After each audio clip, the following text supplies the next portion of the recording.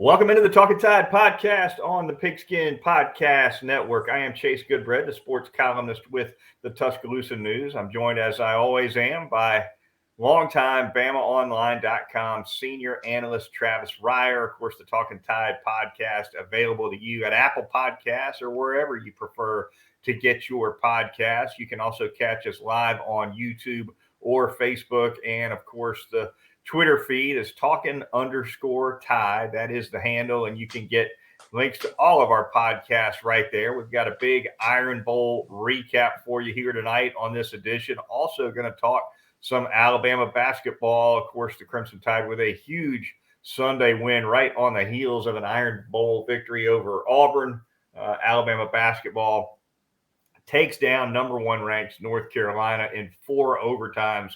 We'll get into that one as well. Of course, the Talkin Tide podcast brought to you by North River Dental Associates, Peterbrook, Chocolatier of Tuscaloosa, and DraftKings. More on them a little later in the program. Travis, the Iron Bowl, 49-27, the final score. The Crimson Tide gets it done with an offense that bottom line just got be stopped, 516 yards.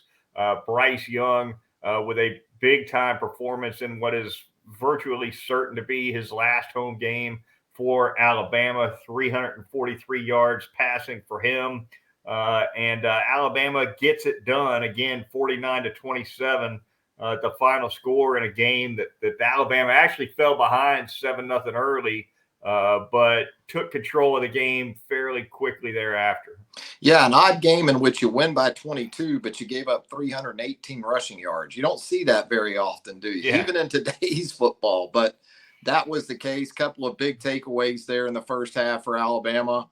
Really, both of them, neither one of them were forced, I would say. You had the fumble by Jarquez Hunter where he kind of catches his own left tackle and the ball gets knocked loose. DJ Dale jumps on that. And then the semi-controversial muff of the punt by Auburn there, where Nealon Hibbett, the long snapper, a little Iron Bowl glory for the old long snapper, jumps on a loose ball there. And Alabama made good on those opportunities. And that's really where you got your separation. You said it, Bryce, if that was it for him, maybe even for his career in general, pretty good way to go out with 343 passing yards. And you had explosive plays in the passing game, not involving running backs. You know, you had some depth there with the explosive play production with your wide receivers, and even a couple of your tight ends got involved there. Yeah, no doubt. We start in terms of explosive plays with the deep pass to Jermaine Burton that set up an early touchdown for the Crimson Tide. It was a play that Nick Saban actually broke down after the game on video, and it was an option route for Jermaine Burton. A couple other receivers were running shorter routes to kind of clear the corners, and the option for Burton was on a safety, and he chose to break across the safety's face and got loose, and Bryce Young hit him right on the money for a deep ball, and it's been a pretty strong finish down the stretch here for Jermaine Burton, and he ended up 3 for 87 receiving on the game, but that early deep pass was a quick answer for Alabama after falling down 7-0. It really was, and you're right. For both Jermaine Burton and Ja'Cory Brooks, both those guys had emerged over the last 4 or 5 games of the season or so. And Brooks with another touchdown catch. He does it again down the Auburn sideline like he did on the Plains a year ago for his touchdown grab. And good stuff, really, again, from a depth perspective. You had 10 completions of, I want to say, 17 yards or more. And, anytime Bryce averages over 10, 11 yards per attempt, that's typically a good thing for the Alabama offense. And really, it was the first time it's happened in a couple of months. They haven't, because of their inability to really get some consistency going with their outside guys. They've been living more around 8 or under 8 yards per attempt. Well, they were up over 11 on Saturday and, got just enough out of the run game, right? I mean, you run for 173. That keeps Auburn at least somewhat honest and makes them mix up their coverages a little bit. But, Bryce, we talked about his health last week going into this game. Where was he really? Well, it looked like he was as close to the Bryce Young as we've seen, maybe other than Tennessee, since the injury against Arkansas back on October the 1st. Yeah, definitely on the money. A little bit more active as a rusher than usual as well. Ends up 5 for 48 on the ground with a touchdown. And yeah, I thought it was an outstanding performance for Bryce Young for sure. A nice ovation for him from the crowd in the final minute of the game. He went to the tunnel blowing kisses, Travis. So he definitely got the sense that this was some kind of a swan song, as you noted. Who knows what happens in terms of a potential bowl game opt out, but certainly his last game at Bryant-Denny Stadium, and a big one for sure. Spread the ball around as he typically does. I don't think anybody had more than 3 or 4 catches for Alabama for the game. But a lot of guys caught at least one. He got a lot of guys Robbie Utes even with a couple of nice grabs rumbling down the field. He's no fun to tackle. No, he's not. And, if, again, they average more than 11 yards per attempt and over 17 yards per completion, that tells you they're likely getting it from more than even just a couple of guys. And that was the case in the game. I thought Kendrick Law had a big third down catch when he came into the game. And I also thought perimeter blocking has shown signs of improvement, maybe a little late for it. But Robbie Utes part of that as well, doing a good job out there with Kendrick Law on that smoke screen and helping Ja'Cory Brooks get some easy yards after the catch. So some things we hadn't seen until really maybe week 10, 11, 12, we did see here in the last couple of weeks. Yeah, Robbie Utes kind of bookended it for the season. We saw a ton of Robbie Utes in the opener against Utah State, not a receiver, but as a blocker. Didn't see a whole lot of them in between, and then he pops up in the Iron Bowl with a couple big plays, and probably, I mean, it's a guess here, but I would imagine he got as many snaps against Auburn as he got in any game other than Utah State. You know what he looks like out there? Looks like Dustin McClintock. Looks like Big Red rumbling around out there. Yes, Doesn't he does. After the catch? Kind of looks like old number 30 from about, that's been 25 years ago or so or more. Red-headed Texan. Yeah, that's right. It was good stuff. And we got to talk about the offensive line because I thought the protection for the most part was really good, Chase, especially when you think back to the issues they had at Auburn a year ago. Just 3 tackles for loss for Auburn in the game. Did a good job against Eric Hall and, also Wooden and on those interior guys as well. So really need to acknowledge the performance there from those guys.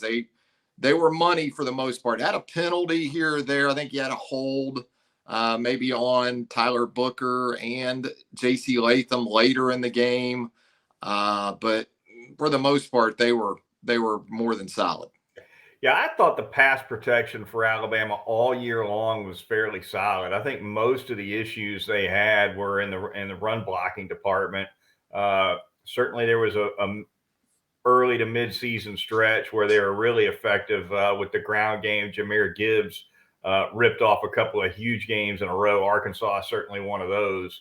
But pass protection wise, I thought Alabama was pretty solid all year. When we saw Bryce Young, to my eyeball anyway, when Bryce Young bailed the pocket most of the time this season, it wasn't because the protection broke down. It was because his receivers needed more time to get loose. I did not often see Bryce unable to get less than 2 reads from the pocket. That's why zone was really effective, I think, against this offense this year because they didn't have that powerful rushing attack where yards after contact could be problematic for you if you didn't sink a safety down into the box. You could slow them down a lot of times with split safeties, and that also helped you, I thought, in pass coverage because of their young receivers and then Bryce missing time. It's more against zone that you need your quarterback and receivers to be on the same page because there's coverages that have to be read on both ends. And I thought Auburn, showed some man coverage against this offense Saturday. And I don't think that just helped Alabama throwing the ball. I think it also helped Bryce a couple of times when they ran off coverage. He had good protection, but the running lanes were so wide open, he took advantage of them. Yeah, no doubt about it. Defensively for Alabama, as you noted, Travis, Auburn ran the ball for more than 300 yards. Nick Saban noted in his post-game press conference that it looked like Pop Warner out there with some of the stuff Auburn was running with the blocking schemes, etc. Hunter had a fine game.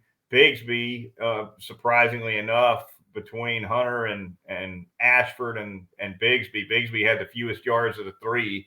Ashford did some damage, had a 24-yard touchdown run. Jaheim Otis almost made, he did make a tackle. He was just a yard late with it, I guess, at the end of that play. Some really nice hustle from Otis, very nearly stopped Ashford from crossing the goal line. But it was an issue all game. Auburn ran the ball effectively. Alabama, I think, knew, though, that as much as they could put on Robbie Ashford as a passer, they'd be better off. He did have one fantastic throw on a touchdown that went to the back corner of the end zone. His best throw of the night, best throw I saw him make all season. But for the most part, Alabama, I think, knew he was a guy that couldn't hurt him through the air. And even though Auburn was successful on the ground, there was no balance there, really.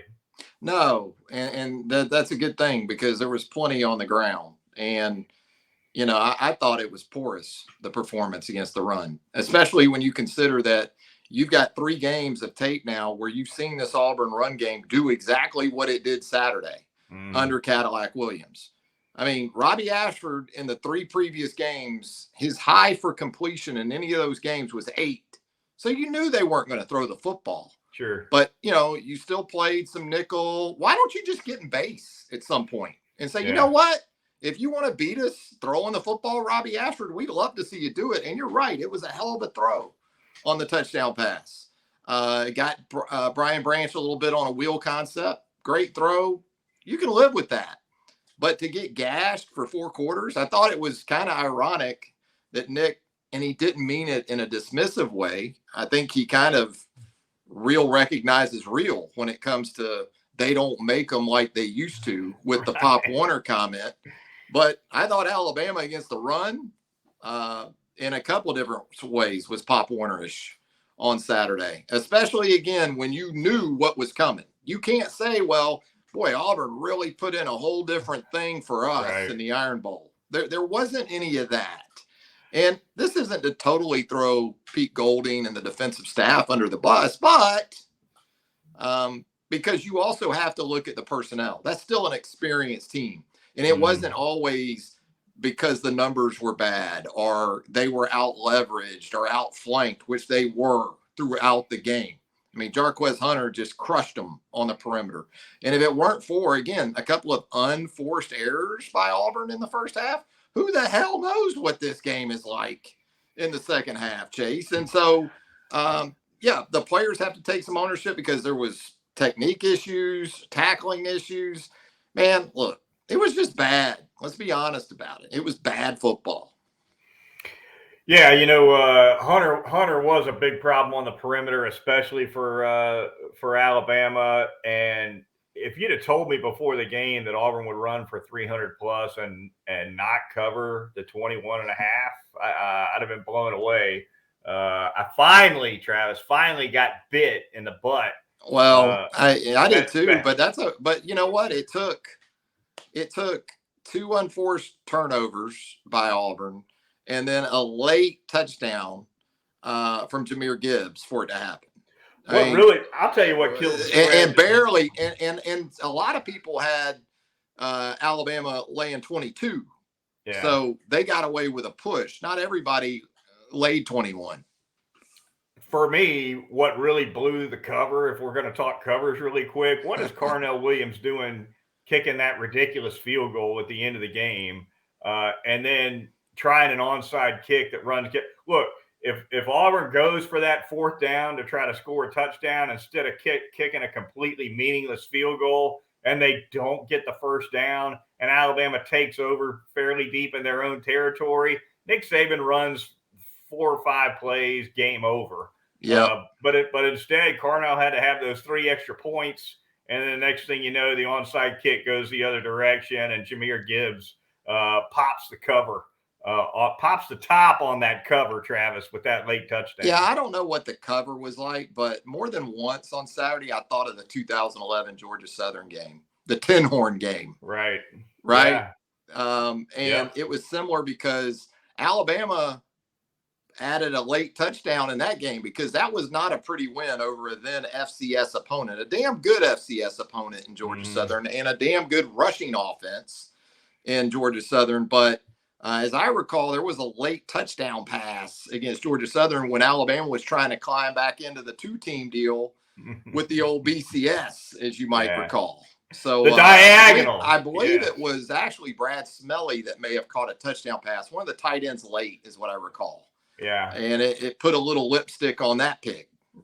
No question about it. Some kind of Iron Bowl in the books. 87th meeting all time between Alabama and Auburn goes into the books as a blowout win for the Crimson Tide. Travis, real quickly on bowl possibilities for Alabama, the projections as we record here on Sunday night, most of them seem to be leaning toward Alabama drawing Kansas State in the Sugar Bowl. There is a little bit of talk that I think is kind of silly that Alabama still could sneak into that college football playoff. I just don't see it. I'm not saying it's completely impossible. I don't either, but I am enjoying the Bama boogeyman that's out and about among college football. I do enjoy that. If nothing else, that's entertaining. I'm with you. I don't really see it. But hell, we've been here before, we'll have to kind of see. And I guess we'll know Tuesday night based on where Ohio State falls to, right? I think that's going to probably tell us as much as or more than anything next weekend does. Yeah, no doubt about it. Former Alabama defensive lineman Sam Matthews. There he is, Big Sam. Saying hi and check it in. Big number here 95. On Talkin Tide. Yeah. Absolutely. Yeah. That's my guy right there, Sambo. But I think the Sugar Bowl is probably where Alabama is headed. We'll see how things shake out down the stretch. I think the sideline reporter might have put it in Saban's ear at the end of the game that there was an upset or two, and I don't even think he didn't even have any idea who won or lost. Right. And made some mention of it when he came in to the press conference. Alabama certainly could have used a Notre Dame win on Saturday night over USC. That did not happen. And there's still some chaos maybe to be had on conference championship weekend, but I do think Alabama's likely headed for. And for the record, I don't think Kansas State, with a potentially partial roster for Alabama, projects as a fun matchup. No. Because you know what Kansas State ain't going to have? A lot of opt-outs. Because you know what you don't see in the NFL draft every year? A lot of K-State players. Yeah. So you might as well be playing a damn service academy or something, just one on the Power 5 level. Bunch of 23-year-olds running around out there, redshirt seniors. And trying to come up with some tales for the taverns in the coming years, when they're. I wonder if they still. I know Bill Snyder's gone now. I wonder if Kansas State still gets all that mileage out of that walk-on program. Who knows? You remember the 2023 Sugar Bowl? I had 10 tackles against Alabama in that. That'll be a tavern story within 2 years for some 5'10", 225-pound Mike. No question. Yeah. No doubt. All right. Talkin Tide podcast on the Pigskin Podcast Network. Rolling along. We're going to thank a couple of sponsors now. I'm going to start with North River Dental Associates. Tell you all about them. Dr. Jack Smalley, former Alabama linebacker, and his great bunch of dental hygienists do a super job. Super location as well. 1100 Fairfax Park, right off of Watermelon Road. They do all kinds of dental work. Pediatric dentistry, the cosmetic dentist, porcelain veneers, laser dentistry, endodontics, dentures, and the always popular teeth whitening services. Also can do Botox or Juvederm treatments to tighten up those facial features. And on a routine cleaning, they're generally going to have you in and out the door in less than an hour. Super job over there at North River Dental, always, and a quality job on those routine cleanings. Get in there twice a year like you should and see Dr. Jack. He will take care of you and your family when it comes to dental care. The phone number 752-3506, or you can make an appointment online at northriverdentist.com. It is North River Dental Associates. Going to tell you about Peterbrook Chocolatier out there at 1530 McFarland Boulevard North in the Indian Hills section of Tuscaloosa. We are in full holiday season mode there at Peterbrook Chocolatier in Tuscaloosa. So get by and take care of all your holiday treats, all your holiday gifts, all your holiday needs at Peterbrook Chocolatier, 1530 McFarland Boulevard North in the Indian Hills section of Tuscaloosa. Still not too late to get those Christmas orders in. You got those stocking items that you need. Give them a call, 205-752-0211. That's going to put you in touch with Peterbrook Chocolatier, 1530 McFarland Boulevard North in the Indian Hills section of Tuscaloosa. All right, finally going to tell you a little bit about DraftKings. That would be our corporate sponsor. Hey, DraftKings, the NFL action is hot. Couple of big wins here on this Sunday. You can get in on the action. All you got to do is download that DraftKings Sportsbook app now. You do it. You use the promo code TPPN. Get $200 in free bets if your team wins. Just place a $5 bet on any football game only at the DraftKings Sportsbook using promo code TPPN. And, of course, in addition to the usual bets, everyone can boost their winnings with DraftKings stepped up same game parlays. So get it done. Download that DraftKings Sportsbook app now with the promo code TPPN. Minimum age and eligibility restrictions apply.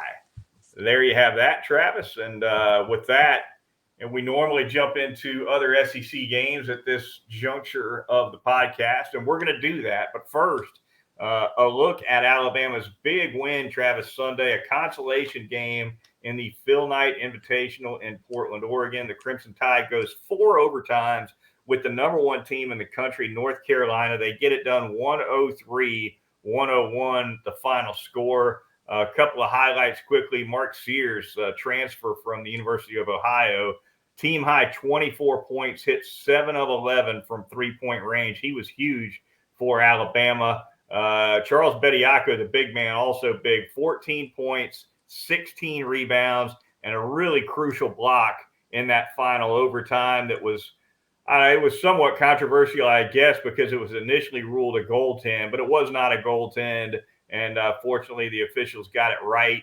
And it was wild even from there with a couple of turnovers back and forth, Travis, but Alabama gets the job done and comes up with 2 big wins in that invitational, one over Michigan State and an even bigger W over UNC. Yeah, you go 2-1 from Michigan State, UConn, and North Carolina, you're going to feel pretty good about the trip. And so I thought Bediako in the North Carolina game was the MVP. Just to play 44 minutes, especially after Noah Clowney went out early with the injury, really battled Baycoat, maybe the best big in college basketball. I guess Drew Timme coming up for Gonzaga. You can make that case for him as well. It was a gritty effort, man. That impressed me the most about this. And, you know, you did get 21 for Quinterly. The bench was big for Alabama in the game. Noah Gurley, I thought, did some really important things. I like the confidence that you're seeing from him as an older player. Jaden Bradley as a freshman certainly doesn't seem like it's too big for him. Had a couple of inbound passes there in overtimes that were tough, but they battled through it all, you know, and when it looked like they were in pretty bad shape there, maybe in the second overtime or so, they were able to get it to a third, and you know, they'll improve in terms of in-game situations. They're going to have to.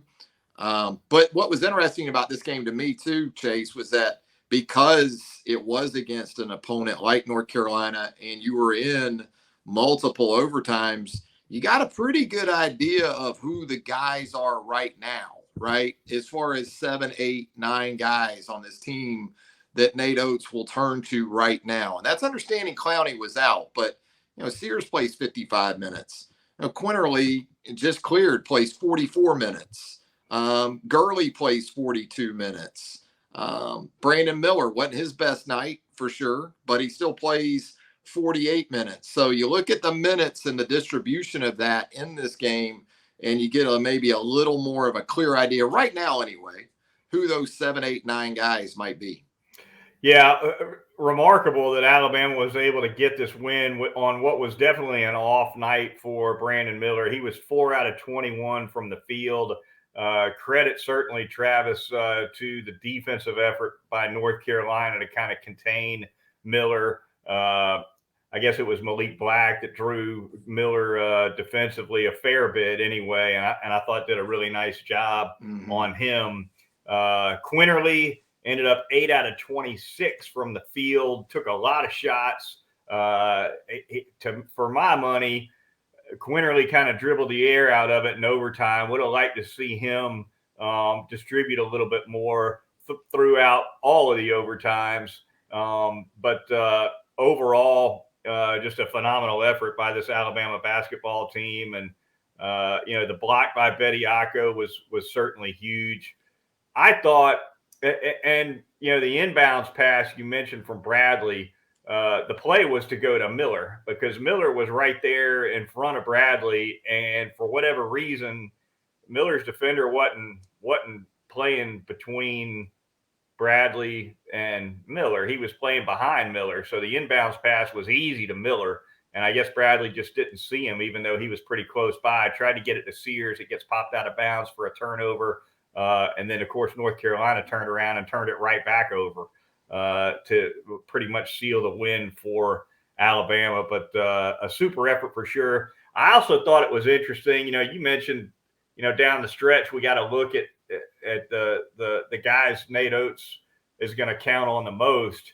To me, he kind of narrowed it down to 5 or 6 really for most of the overtimes. Really not a lot of substituting. We did see Bradley, as we just mentioned, sub in a little bit for Quinterly, I guess, during the overtime periods. But for the most part, Oates stuck with 5, with Gurley on the floor, with Bediako, with Miller, who, of course, played a lot of time with 4 fouls, managed not to foul out somehow, even though he picked up his 4th, I think, with 16 or 17 minutes left in the second half, if I'm not mistaken.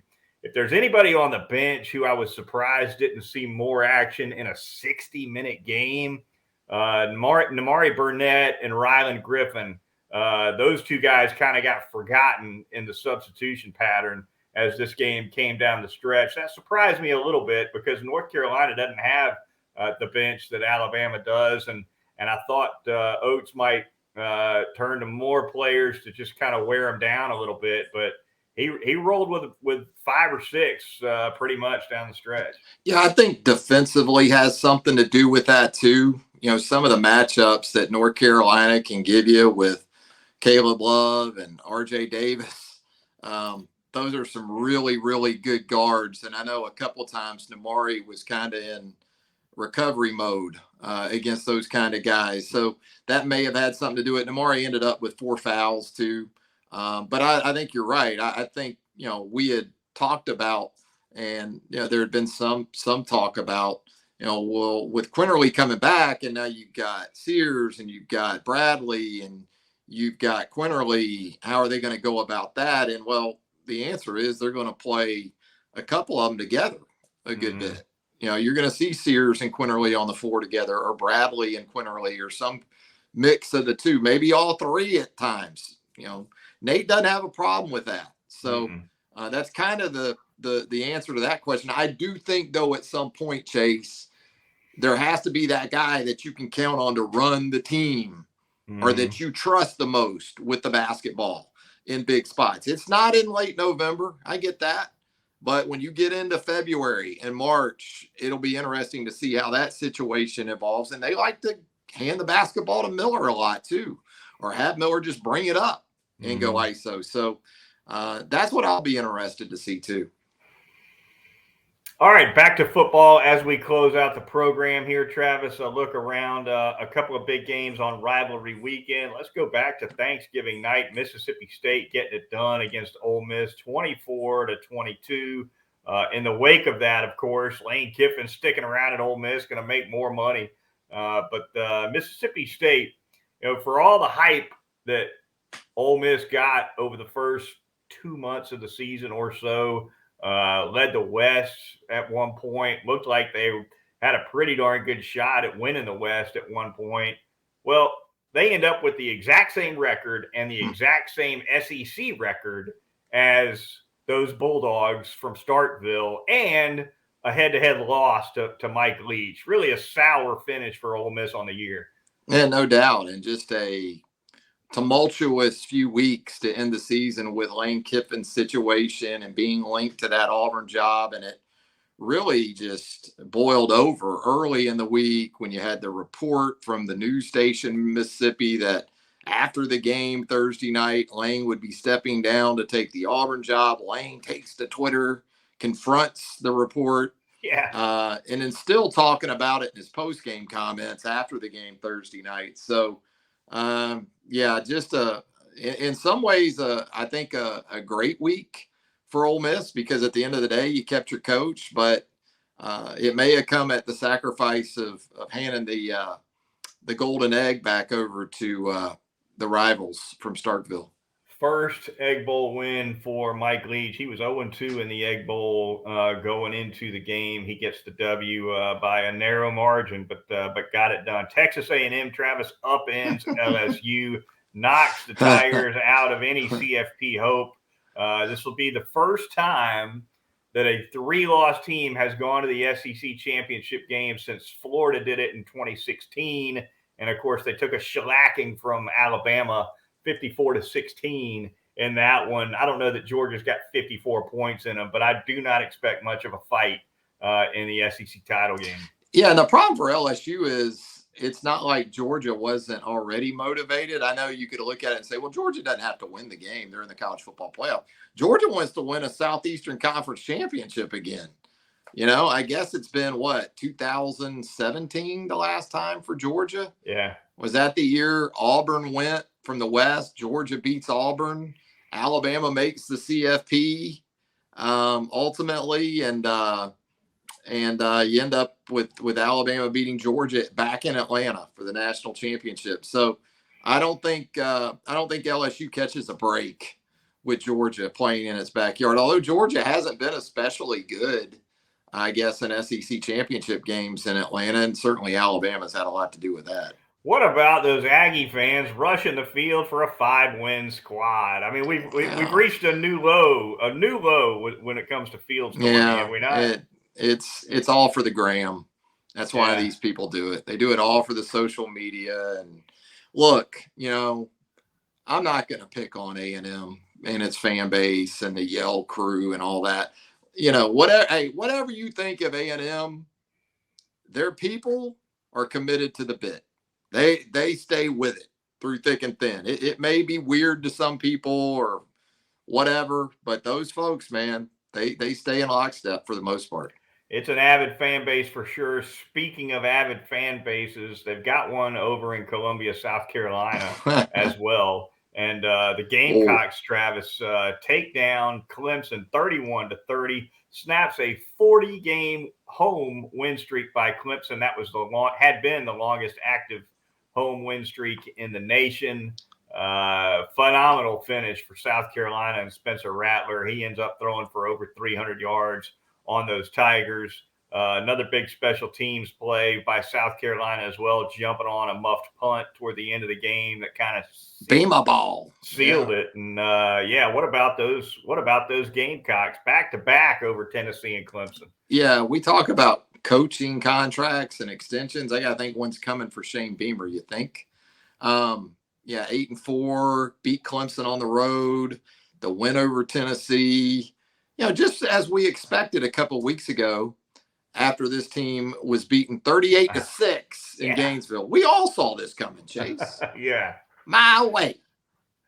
It is a phenomenal finish for Spencer Rattler in South Carolina for sure. I think, and yet talk about shaking up the CFP. Clemson had a shot of sneaking in there if they just take care of business.